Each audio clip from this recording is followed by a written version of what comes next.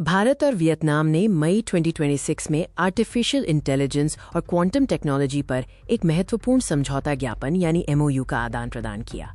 ये समझौता एक उच्च स्तरीय द्विपक्षीय बैठक के दौरान किया गया, जो दोनों देशों के बीच रक्षा सहयोग को मजबूत करता है।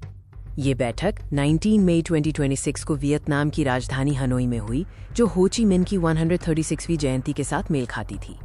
MOU पर भारत के रक्षा मंत्री राजनाथ सिंह और वियतनाम के राष्ट्रीय रक्षा मंत्री फान वान जियांग ने हस्ताक्षर किए।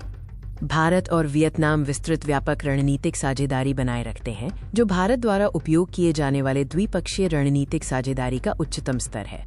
ये साझेदारी दोनों देशों के गहरे और बहुआयामी संबंधों को दर्शाती है, विशेष रूप से रक्षा और सुरक्षा क्षेत्र में। रक्षा सहयोग में समुद्री सुरक्षा, प्रशिक्षण, रक्षा उद्योग और सैन्य शिक्षा जैसे क्षेत्र शामिल हैं। हाल ही में हस्ताक्षरित ये MOU आर्टिफिशियल इंटेलिजेंस और क्वांटम टेक्नोलॉजी के क्षेत्रों में संस्थागत सहयोग को एक नया आयाम देता है।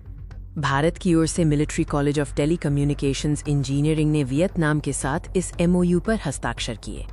वियतनाम की ओर से टेलीकम्युनिकेशंस यूनिवर्सिटी ने AI और क्वांटम टेक्नोलॉजी सहयोग समझौते पर हस्ताक्षर किए।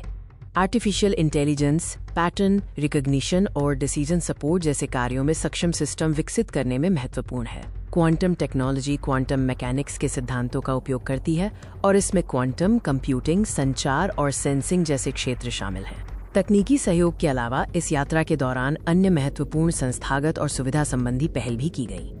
वियतनाम के nha ट्रोंग में टेलीकम्युनिकेशंस यूनिवर्सिटी के लिए एक आर्टिफिशियल इंटेलिजेंस प्रयोगशाला की स्थापना की घोषणा की गई। वियतनाम के एयरफोर्स ऑफिसर्स कॉलेज में भारतीय सहायता से स्थापित एक भाषा प्रयोगशाला का भी संयुक्त रूप से उद्घाटन किया गया। ये सभी समझौते भारत और वियतनाम के बीच रक्षा सहयोग को और गहरा करने की प्रतिबद्धता को दर्शाते हैं। MOU संस्थागत तकनीकी सहयोग को मजबूत करता है और उभरती प्रौद्योगिकियों में संयुक्त क्षमताओं को बढ़ाता है। द्विपक्षीय वार्ता क्षेत्रीय स्थिरता और भविष्य के रक्षा सहयोग के लिए एक मजबूत आधार प्रदान करती है। धन्यवाद।